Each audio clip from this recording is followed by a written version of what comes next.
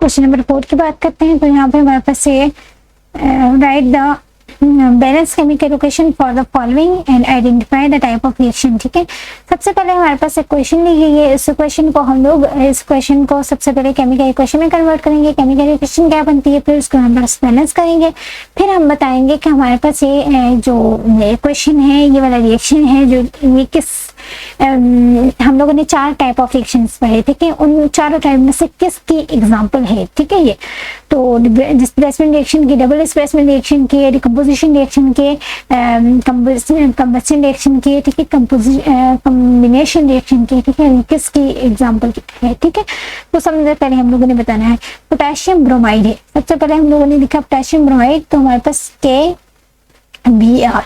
KBr लिख दिया। ठीक है, क्योंकि यहाँ पे पोटेशियम है उसकी वैलेंसी भी 1 होती है, ब्रोमीन है उसकी वैलेंसी 1 होती है, KBr लिख लिया। जब हम लोग इसके साथ ऐड कर लेंगे बेरियम आयोडाइड। ठीक है, तो बेरियम आयोडाइड हम लोगों ने लिख लिया Ba, जो उसकी वैलेंसी होती है G2 होती है। ठीक है, तो हम लोग लिख लेंगे Ba और आयोडीन की वैलेंसी हमारे पास होती है 1। ठीक है, तो हम लोग क्या लिखेंगे BaI2 बेरियम आयोडाइड। फिर हम बात करते हैं किसकी, पोटेशियम आयोडाइड की बात करते हैं Ki, तो दोनों की वैलेंसी 1 होती है, पोटेशियम आयोडाइड बन जाएगा। और साथ में बेरियम ब्रोमाइड, बेरियम की वैलेंसी जो होती है वो 2 होती है। ठीक है, इस वजह से क्रॉस मल्टीप्लिकेशन करेंगे तो BaBr2। ठीक है, BaBr2। तो अब हम इस इक्वेशन को बैलेंस केमिकल इक्वेशन में कन्वर्ट करेंगे। तो सबसे पहले हम लोग क्या लिखते हैं, पोटेशियम हमारे पास K यहाँ पे 1 है, यहाँ पे पोटेशियम 1 है। ठीक है, अगर ब्रोमीन की बात करते हैं तो ब्रोमीन हमारे पास लेफ्ट हैंड साइड पे या फिर रिएक्टेंट साइड पे 1 है, जबकि प्रोडक्ट साइड पे ब्रोमीन हमारे पास 2 है। तो इस ब्रोमीन को ब्रोमीन के साथ, प्रोडक्ट वाले ब्रोमीन के साथ बैलेंस करने के लिए हम लोग यहाँ पे 2 ऐड कर देंगे। जब इसके साथ 2 ऐड करेंगे तो ये ऑटोमेटिकली ब्रोमीन क्या हो जाएगा, इक्वल हो जाएगा, बैलेंस हो जाएगा। लेकिन पोटेशियम जो है हमारे पास क्या हो जाएगा, डिस्टर्ब हो जाएगा। पोटेशियम यहाँ पे 2 है और यहाँ पे 1 है। ठीक है, तो यहाँ पे भी हम लोग अगर 2 लगा देते हैं तो पोटेशियम क्या हो जाएगा, बैलेंस हो जाएगा।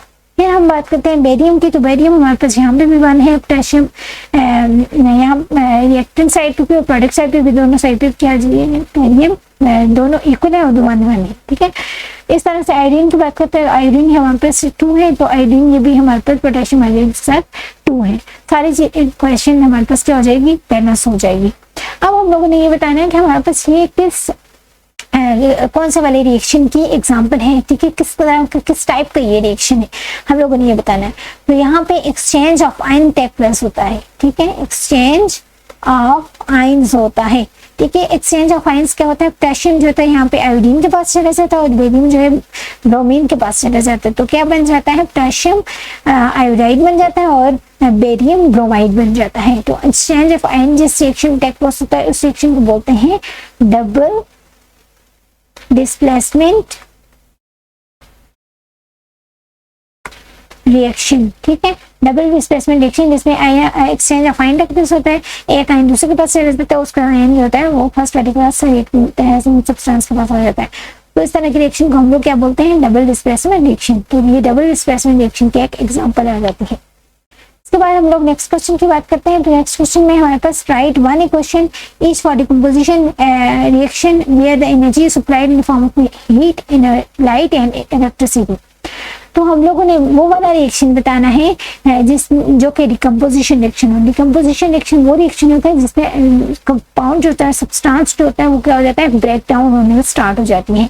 लेकिन वो ब्रेक डाउन जो होती है वो किसकी प्रेजेंस में होती है, या फिर वो डिकम्पोजिशन किसकी प्रेजेंस में होती है, या फिर वो हीट की प्रेजेंस में होनी चाहिए। ठीक है, अगर सब्सटेंस की ब्रेक डाउन हीट की प्रेजेंस में होती है तो उस रिएक्शन को बोलते हैं थर्मल डिकम्पोजिशन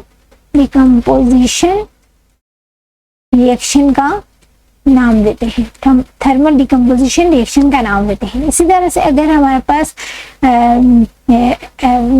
कंपाउंड की या फिर सब्सटेंस की या फिर केमिकल स्पीशीज की जो ब्रेकडाउन हो लाइट की प्रेजेंस में हो। ठीक है, अगर वो ब्रेकडाउन लाइट की प्रेजेंस में होती है इसका मतलब है हम उसको नाम देते हैं फोटो डिकम्पोजिशन रिएक्शन का नाम देते हैं, डिकम्पोजिशन का नाम देते हैं। ठीक है, फोटो डिकम्पोजिशन का नाम देते हैं। इसी तरह से अगर हम बात करते हैं हमारे पास कोई सब्सटेंस है वो किसकी प्रेजेंस में, इलेक्ट्रिसिटी की प्रेजेंस में, इलेक्ट्रिक Ct के प्रेजेंस में क्या हो रहा है, डिकम्पोज हो रहा है, ठीक है। तो उसको हम लोग किसका नाम देते हैं, इलेक्ट्रोलिसिस का नाम देते हैं, इलेक्ट्रोलिसिस या फिर इलेक्ट्रोलाइसिस का नाम देते हैं, ठीक है। इस तरह रिएक्शन को इलेक्ट्रोलिसिस का नाम देते हैं। अब सबसे पहले हीट के प्रेजेंस में जो रिएक्शन टेक प्लेस होता है तो उसमें एग्जांपल आ जाती है CaCO3, ठीक है, एग्जांपल ले लेते हैं। और ये हीट के प्रेजेंस में होता है जिसके रिजल्ट में CaO मिल जाता है और साथ में हमारे पास कार्बन डाइऑक्साइड इवॉल्व हो जाती है। और CaO क्या होता है आपको पता है, क्विक लाइम बोलते हैं उसको हम लोग, ठीक है, क्विक लाइम बोलते हैं। अब लाइट के प्रेजेंस में जो रिएक्शन होता है वो क्या होता है जी, अगर सिल्वर क्लोराइड की बात करते हैं AgCl की, ठीक है, तो किस में कन्वर्ट हो जाता है, Ag प्लस Cl2 में कन्वर्ट हो जाता है। तो Cl2 है, यहाँ पे Cl है, तो इसको बैलेंस करने के लिए हम लोगों ने AgCl के पीछे 2 लगा दिया। Cl तो बैलेंस हो गया लेकिन Ag फिर अनडिस्टर्ब हो गया, तो यहाँ पे इसको बैलेंस करने के लिए इस Ag के पीछे भी 2 लगा देंगे। लेकिन ये रिएक्शन किसके प्रेजेंस में होगा, सनलाइट की प्रेजेंस में अकर होगा। इस तरह के रिएक्शन को किसका नाम देते हैं, फोटो डिकम्पोजिशन के नाम देते हैं। अब हम बात करते हैं इलेक्ट्रिसिटी के प्रेजेंस में वो डिकम्पोजिशन होनी चाहिए। तो इलेक्ट्रिसिटी की प्रेजेंस में हमारे पास अगर H2O की बात करते हैं तो H2 देता है, साथ में O2 देता है, ठीक है। ये इलेक्ट्रिक करंट के रिजल्ट में होता है, इलेक्ट्रिक करंट के रिजल्ट में ये टेक प्लेस होता है। अब इस क्वेश्चन को बैलेंस करना है तो हमारे पास हमारे पास 2 है, लेकिन यहाँ पे हमारे पास वाटर के पास O1 है, तो इस क्वेश्चन को बैलेंस किया तो 2H2O, ये बस 2H2 प्लस O2, ठीक है। इस तरह से ये रिएक्शन हमारे पास क्या हो जाएगा, बैलेंस हो जाएगा। तो ये वो वाला रिएक्शन है जिसमें decomposition reaction plus take plus होता है। और किसके प्रेजेंस में होता है ये रिएक्शन, डिकम्पोजिशन रिएक्शन किसके प्रेजेंस में होना चाहिए, हीट के प्रेजेंस में, उसकी एग्जांपल दे दी। दूसरा हम लोगों ने एग्जांपल दे दी लाइट की प्रेजेंस में और इलेक्ट्रिसिटी की प्रेजेंस में। फिर हम बात करते हैं why do we apply paint on iron articles, ठीक है। हम लोगों ने अभी टॉपिक पढ़ा था कुरियन, ठीक है, और उसमें प्रिवेंशन की बात की थी, प्रिवेंशन, ठीक है, प्रिवेंशन ऑफ कुरियन, ठीक है, प्रिवेंशन ऑफ कुरियन।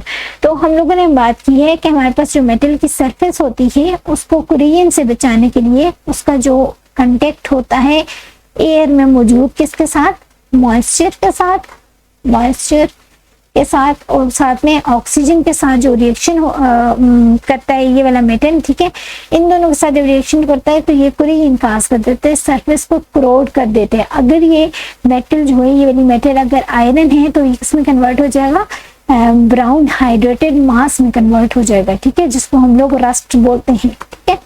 अगर हम बात करते हैं ये वाला मेटल अगर हमारे पास है जी कॉपर, ठीक है, तो ये मौजूद होता है इसमें मौजूद आयरन, कॉपर जो होता है एयर में मौजूद कार्बन डाइऑक्साइड और मॉइस्चर के साथ रिएक्शन होता है और उसमें कन्वर्ट हो जाता है कॉपर कार्बोनेट में कन्वर्ट हो जाता है। और ये कॉपर कार्बोनेट जो होता है ये ग्रीन ब्लूइश ग्रीन कलर का ब्लू से ग्रीनिश कलर में कन्वर्ट हो जाता है, ठीक है।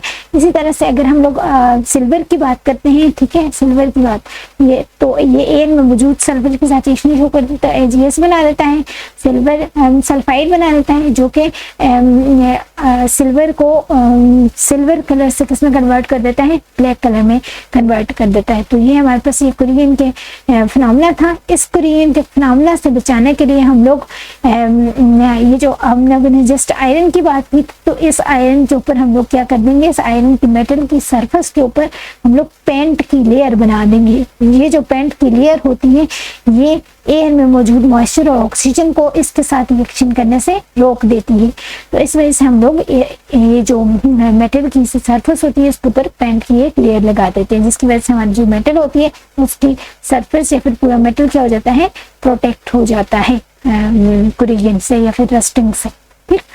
फिर हम बात करते हैं अपने क्वेश्चन नंबर 7 की तरफ। तो हमारे पास क्वेश्चन नंबर 7 है right a balance chemical equation with state symbol for following reaction. तो इसमें हमारे पास है सोडियम हाइड्रोक्साइड, सबसे पहले रिएक्शन लिखेंगे फिर उसके बाद हम लोग उसको बैलेंस करेंगे अगर जरूरत पड़ी तो, ठीक है। तो सोडियम हाइड्रोक्साइड है NaOH है, ठीक। जब इसको रिएक्शन का किस में बनाया गया है, वाटर में, तो खुद लिख लेते हैं साथ में। जब ये रिएक्शन करेगा HCl के साथ, ठीक है, हाइड्रोक्लोरिक एसिड के साथ, तो इसका सोल्यूशन भी वाटर में बनाया गया है, तो इसका मतलब यहाँ पर हम लोग AQ लिख लेंगे एक्वस, ठीक है। अब ये क्या हम लोगों को देगा, sodium chloride NaCl, sodium chloride दे देगा, इसका भी सोल्यूशन बना देगा, प्लस H2O वाटर बना देगा। हमारे पास ये HCl क्या है जी, एसिड है, और NaOH क्या है, बेस है, ठीक है। तो एसिड अपनी एसिडिटी खो देता है और बेस अपनी बेसिसिटी खो देता है, और इसमें इसके रिजल्ट में हमारे पास साल्ट और वाटर बन जाता है, ठीक है। साल्ट और वाटर बन जाता है जो कि न्यूट्रल कंपाउंड है। तो इस तरह की रिएक्शन को, जिसमें हमारे पास एसिड अपनी एसिडिटी खत्म कर दे और बेस अपनी बेसिसिटी खत्म कर दे और न्यूट्रल प्रोडक्ट्स बना दे, और इस तरह की रिएक्शन को हम लोग इसका नाम देते हैं, जिससे अपने साल्ट वाटर बने तो न्यूट्रलाइजेशन रिएक्शन का नाम देते हैं, न्यूट्रलाइजेशन रिएक्शन का नाम देते हैं। इसमें हमारे पास जो साल्ट है वो न्यूट्रल प्रोडक्ट्स होता है, वाटर भी न्यूट्रल प्रोडक्ट होता है, ठीक है। और साल्ट NaCl भी होता है, हम लोग के पास टेबल साल्ट होता है जो हम लोग घरों में भी आम तौर पे यूज करते हैं।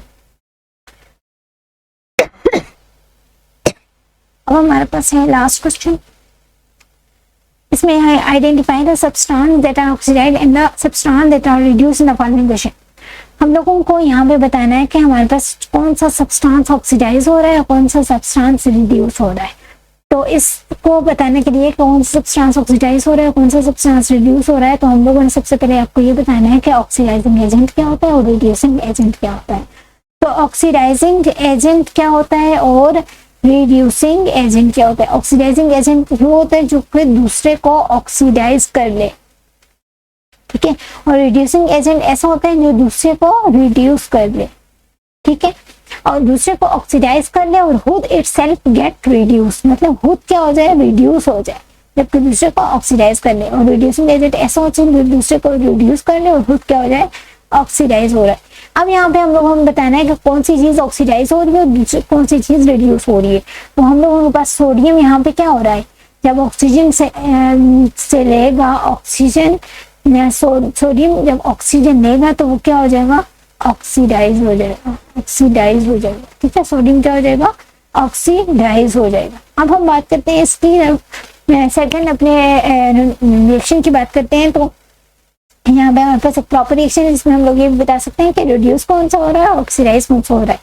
तो जो कॉपर है वो ऑक्सीजन को निकाल रहा है और ये इसमें जस्ट कॉपर ऑक्साइड जो होता है ऑक्सीजन को इमिट कर रहा है और क्या हो जाएगा, कॉपर कन्वर्ट हो जाएगा, ठीक है। तो कॉपर ऑक्साइड क्या हो गया, रिड्यूस हो गया, रिड्यूस हो गया, किसमें कन्वर्ट हो गया, रिड्यूस्ड हो के कॉपर में कन्वर्ट हो गया। इसी तरह से जो हाइड्रोजन है वो जब ऑक्सीजन को लेगा, ठीक है, दूसरे स्पीशीज से लेगा और यहाँ पे क्या हो जाएगा, वो क्या हो जाएगा, ऑक्सीडाइज हो जाएगा, ठीक है। हाइड्रोजन ऑक्सीडाइज होके H2 में कन्वर्ट हो गया और जो कॉपर ऑक्साइड है वो रिड्यूस हो गया, कॉपर में कन्वर्ट हो गया। अब हम लोगों ने ये बताना है कि यहाँ पे ऑक्सीडाइजिंग एजेंट कौन सा था और रिड्यूसिंग एजेंट कौन सा था, ठीक है। वो वाला एजेंट जो दूसरे को ऑक्सीडाइज कर दे। तो यहाँ पे कॉपर ऑक्साइड है जो दूसरे को ऑक्सीडाइज कर रहा है ना, इस H2 को ऑक्सीडाइज कर रहा है, इसका मतलब है कॉपर ऑक्साइड क्या है, ऑक्सीडाइजिंग एजेंट है, ठीक है, लेकिन ये रिड्यूस हो रहा है, तो ऑक्सीडाइजिंग एजेंट है लेकिन रिड्यूस हो रहा है। फिर हम बात करते हैं H2 की। तो H2 हमारे पास क्या अच्छे से क्या हो रहा है जी, खुद ऑक्सीडाइज दूसरे को रिड्यूस, उस कॉपर ऑक्साइड को क्या कर रहा है, ऑक्सीजन उससे ले रहा है और उसको रिड्यूस कर रहा है। इसका मतलब क्या है, H2 क्या है, रिड्यूसिंग एजेंट है, ठीक है, और खुद क्या हो रहा है, ऑक्सीडाइज हो रहा, ऑक्सीडाइज है लेकिन कर क्या है, कौन सा सब्सटेंस, रिड्यूसिंग सब्सटेंस। और कॉपर ऑक्साइड क्या है, ऑक्सीडाइजिंग एजेंट है जो दूसरे को ऑक्सीडाइज कर रहा है, खुद रिड्यूस हो रहा है, खुद रिड्यूसिंग है, खुद ऑक्सीडाइजिंग एजेंट है लेकिन खुद क्या हो रहा है, रिड्यूस हो रहा है। मतलब यहाँ पे हमारे पास हम लोगों ने ये बताना था रिड्यूस कौन सा कंपाउंड हो रहा है, ऑक्सीडाइज कौन सा हो रहा है। तो कॉपर ऑक्साइड रिड्यूस हो गया, किसमें कन्वर्ट हो गया, कॉपर में, ठीक है। और इसी तरह से H2 क्या है, वो ऑक्सीडाइज हो गए, H2O में कन्वर्ट हो गया। थैंक्स।